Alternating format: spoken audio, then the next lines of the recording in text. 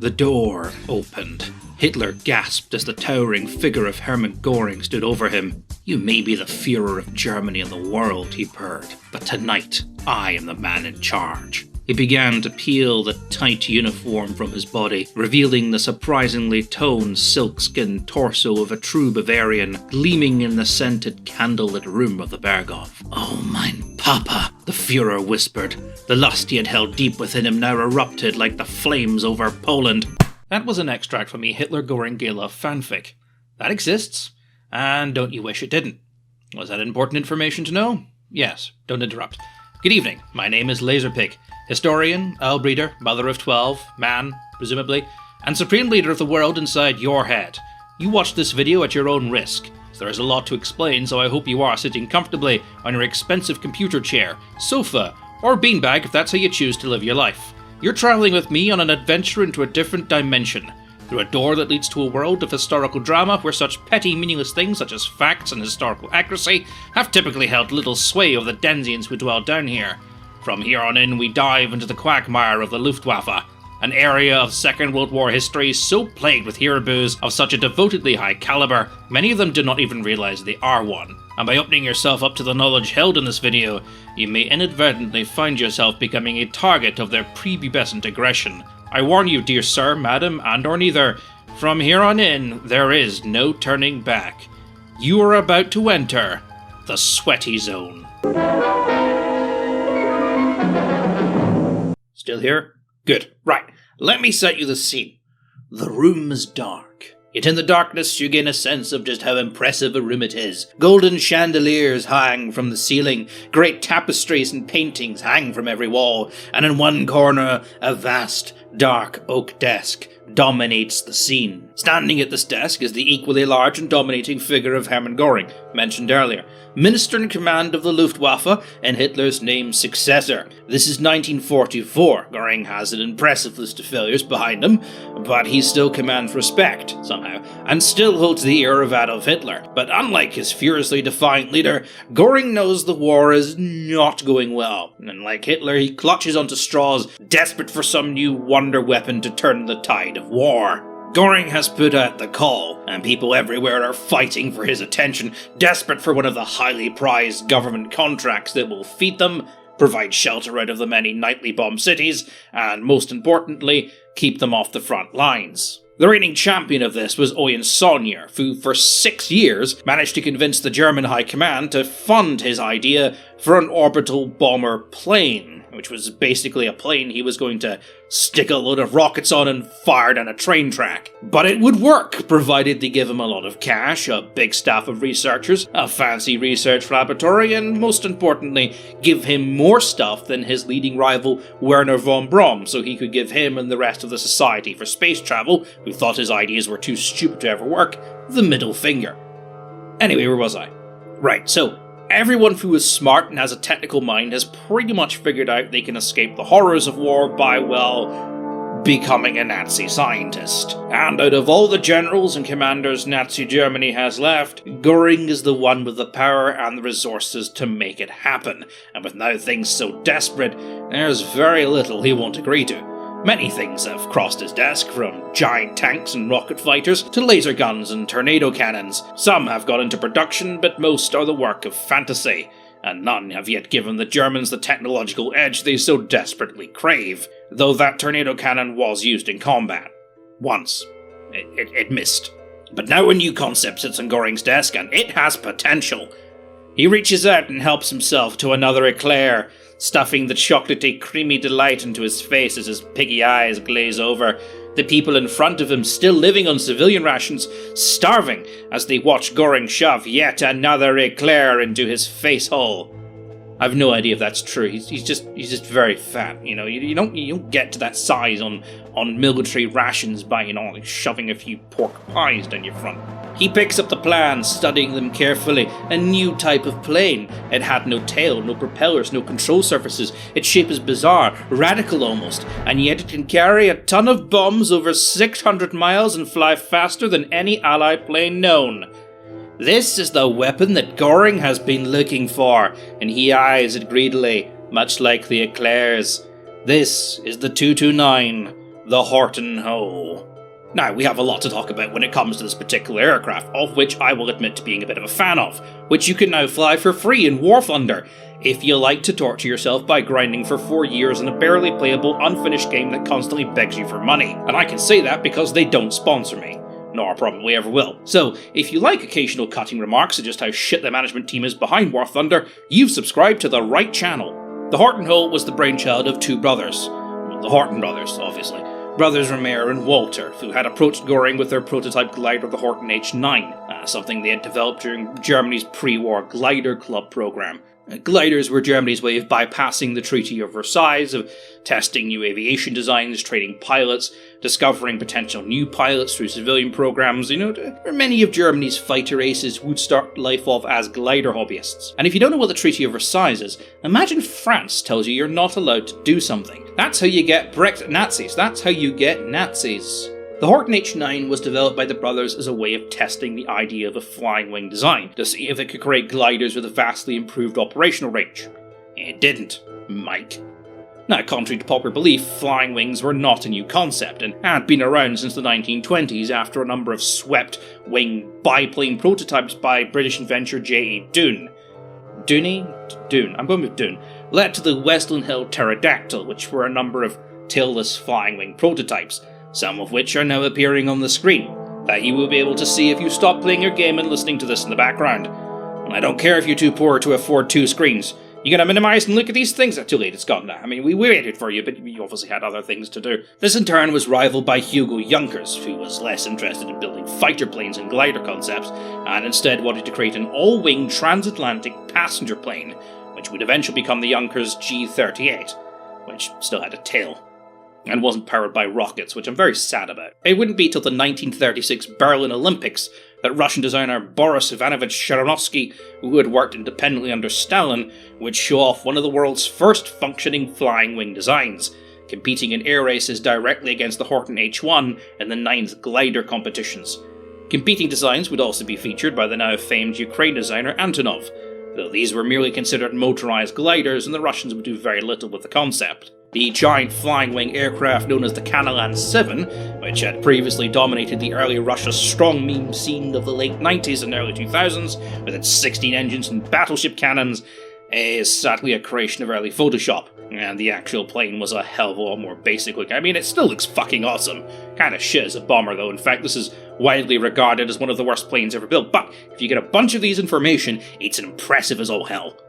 If you wanted to see a real flying wing, then look no further than America, because the US has to do everything bigger and better than everybody else, obviously. Cheston L. Elshman, the most American man who ever lived, built the Elshman FW5, known more commonly as the wing, and is frankly one of the weirdest things to ever take to the sky. But the other design, probably the more famed design by the one and only Jack Northrop, I'm not going to show you just yet. Let's get back to our little Horton and the primary reason for making this video. Flying wings are not unique, and this is not the first one to take to the skies, though it may be the world's first jet-powered one. And this is not the reason Hirabus, or Veribus if you want, and the like are obsessed with this machine. In fact, it's rather more complicated than that. So if you take a good long look at the Horton, maybe tilt your head slightly, squint a bit, take a step back, further back, and maybe, just maybe, it kinda looks like a stealth bomber. And that theory might not be entirely mad. Certainly it is the right shape, and there are lots of little facts that fit neatly into this theory, giving credit to the idea that not only is the Horton potentially a stealth bomber, but it may have partially inspired the design of the B-2 Spirit. And I love the B-2 Spirit. I would make sweet, sweet love to that plane, if they would ever let me near one. Which is probably why they won't ever let me near one. So if it's true, why make this video? Why bother to discredit anyone who believes it? Well, like all things in life, the facts are not as simple as you may understand them. If you're a hardcore fan of Laserpig, you may remember a very badly edited, hastily thrown together stream I did back on my birthday in December. You don't have to watch it, it's very, painful. But if you take anything from it, take from it 2 things. Firstly, the Second World War is such an overly complicated thing, spread out on such a vast scale, that the average mind becomes overwhelmed, and often it demands a simple explanation to sum up a very complicated situation. Terry Pratchett called this lies to children, by ways of oversimplifying complicated things to the point where a child can understand them, even if that simplification makes the fact wrong. His example being the way rainbows are made by raindrops splitting light. This is how light refraction works, but is not how rainbows are made. Technically. Well, it is and it isn't. It's got more to do with where you are standing relative to the sun and... Anyway, so complicated is the Second World War, and so ingrained into Western culture is the importance of the war, that a lot of governments still propagate myths that overplay the importance of certain events, or downplays the mistakes they made, and a lot of those myths are still taught to people in school, or historical documentaries, even if they have been widely disproven. There is also the case of questionable sources, which can sometimes come from erroneous intelligence reports, or after-action reports which were typically dramatized or edited for propaganda reasons. And while that was more common for the Germans, with their propaganda division often reshooting apparent battle scenes if the lighting was wrong or if the commander's pose wasn't quite heroic enough, other nations, even on the Allied side, were not exactly being clean, with even a massive scandal erupting in the UK over the BBC's choice editing of what was going on. I mean, can you imagine the BBC lying to people? When would that ever happen today?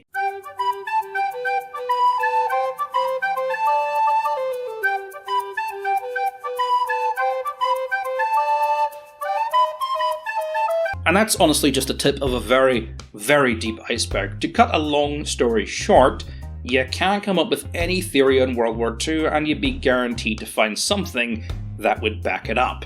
Be that a random comment a general made or some scribble in a margin somewhere. And this is not helped by our second problem. As I pointed out in the Drunk Rant stream, what happened after the war is just as important as what happened during. As after the war, you had a lot of German scientists and generals with, nothing to really do. Not all of them were convicted of war crimes, either because they escaped or because they were genuinely innocent. But staying in Germany, these people would have faced a life of moderate poverty. Everything valuable had been looted, and what hadn't been looted had been blown to oblivion. But a new world was forming, one with America at the helm, and like a boomer at a strip club, the US was throwing a lot of money around. What happened next was a slurry of memoirs of various German commanders, often written by themselves, proclaiming that their fight against the Russians was unfair, that the Russians threw endless wave after wave of their own men till the Germans had ran out of bullets, that supply issues and bad management on the upper echelons of the Nazi Party were responsible for Germany's defeats, and most importantly, not them. "It's not my fault," they cry. "It was Hitler for obsessing over Stalingrad. It was Alfred Rosenberg for turning Ukraine into slaves instead of allies. It was Goebbels for not releasing new tanks because he wanted to parade them through Berlin first. It was because we were fighting on multiple fronts. It was because of the rain, the mud, blah blah blah, etc, etc." Essentially trying to convey the message that had they had everything they needed, had they been given everything they demanded, they would have won. The unmitigated champion of this is Heinz Guderian, who, according to himself, pretty much invented German tank doctrine single-handedly. He didn't, but that's for a different video. Now, the reason they did this is because they wanted jobs in the new armies being formed by NATO in response to the rise of the USSR, and the scientists wanted the same. Many of them would go on to claim such ridiculous achievements such as that of Italian scientist Giuseppe Bellizio, who claimed that the Germans had been working on saucer-shaped aircraft, many of which had gone into space. This formed the basis of the Nazi UFO myth in later years. Simply over-exaggerating claims or straight-up lying became the easy meal ticket of the German scientist. It guaranteed safe extradition to the US, a steady paycheck, and a comfortable laboratory in which they could experiment to their heart's content with little regard to if or not they actually achieved anything. The US had already achieved its end goal, which was to keep the vast bulk of German technology and its inventors out of Russian hands. Anything they did end up producing was simply considered a bonus. In fact, a lot of them weren't even taken seriously. Werner von Braun spent most of his time in America giving talks and speeches to rocket hobbyist groups in the US, up until the 1960s when he was finally hired by NASA. I'll do a separate video on him and his impact in the US space program at a later date because it is quite interesting. But anyway, knowing all of that, it's not hard to understand that a lot of German scientists would exaggerate their claims. The Hortons were among them. The Horton hull was captured as part of Operation Paperclip, the US's commando-style raid to liberate advanced Nazi technology and scientists before the Russians could get them, and naturally, they wanted to know what the fuck this thing was. Neither of the Horton brothers were successfully extradited to the US, as, contrary to popular belief, neither had really been part of the Horton Hope project. After fitting their glider design with jet engines, the prototype crashed, killing the test pilot, and the project was handed over to Gotthard Wabenfabrik, who designed the actual Horton we know today. The brothers, in an attempt to stay relevant and off the front lines, applied for Goring's America Bomber project, of which they were accepted. After the war, the brothers attempted to negotiate with the US and the UK. At the time, the UK was picking up every aircraft designer it could find, as it fully believed aircraft had played the most important role in the war. The UK had utterly dominated the aviation scene and was looking to capitalise. However, neither the UK nor the US were interested in the Horton brothers, and this is where we start to see those claims. Remar Horton, who later fled to Argentina, then attempted to sell his designs to China. This is where he made the claim that the Horton had been designed as a stealth plane, using a mixture of charcoal dust and glue to create a primitive anti-radar coating that would have helped it stay hidden in the specific radar frequencies the British were using. Now, such a claim had merit. It was widely believed that the coating, combined with the general shape of the aircraft's cross-section, would have made it almost invisible to the British home chain radar system. And so the myth was born. Nazi stealth fighter, Nazi stealth bomber. This is a backward engineered Nazi stealth bomber. No one can convince me otherwise. Hitler had secret stealth tech. Entire Antarctica base invisible to naked eye because advanced Nazi stealth tech. And this bullshit persisted for quite some time.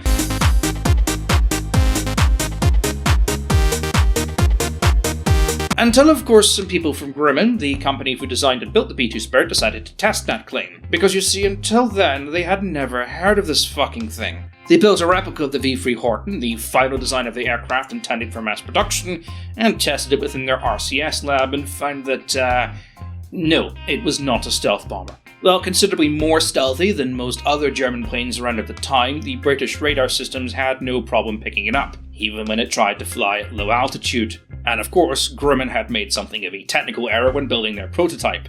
It was made entirely out of wood. Now, wood does have some interesting radar-absorbing properties which had intrigued the team, but wood alone does not a stealth fighter create, Mr. Sparks.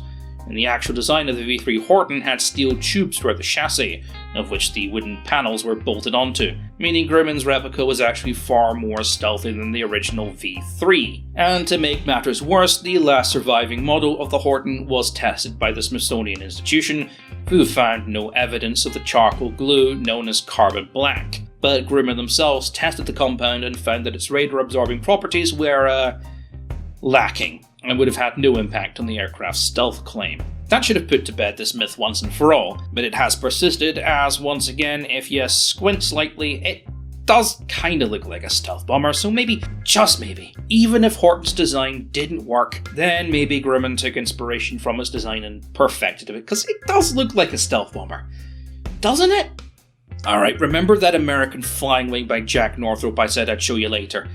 This is it here. This is the YB-35, flown in 1940, 4 years before the Horton, as a proposed prototype to a long-range bomber aircraft. The project was accepted, but was plagued by so many delays that by 1944 it was so behind schedule, the Army cancelled their order in favour of a more conventional design. The suggestion was put forward to equip the plane with jet engines, to which the Americans refused to take seriously, until a fact-finding mission to the UK to look at aircraft prototypes. That prototype being the Mosquito, which the Americans were considering purchasing at the time. The story goes that one American general leaned towards an observing British scientist and made the joke, "You know, some people say we should be investing in jet planes." To which the scientist turned and said, "You should. You want to see ours?" The plane he was shown was the Gloucester E-2839, a British prototype for a jet plane. Shortly afterwards, the Americans purchased several British jet designs and began experimenting with them. In 1947, 2 YB-35s were fitted with jets and flown as the YB-49. Now look at this and Horton's design, and tell me which one you think looks more like a B-2 Spirit. Because the same company who built this in 1940 went on to build this in 1989. The Horton brothers and their jet-powered glider, though a fantastic and fascinating aircraft, had absolutely nothing to do with it. So if someone comes up to you and says the Nazis invented the stealth bomber, you now have just cause to beat their ass with a tire iron and scream, "No, they fucking didn't! What the? Where did you get? Do you even know anything? What the?" You're all I need to please me. They can stimulate and tease me. They won't leave at the night. I've no fear that they might desert me. Diamonds are forever.